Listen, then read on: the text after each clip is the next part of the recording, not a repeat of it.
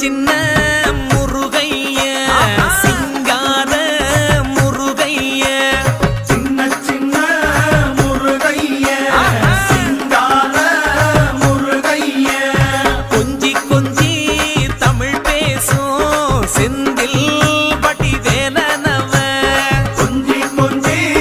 தமிழ் பேசும் செந்தில் வடிவேலனவ சின்ன சின்ன முருகைய சிங்கார முருகைய கொஞ்சி கொஞ்சி தமிழ் பேசும் செந்தில் வடிவேலனவ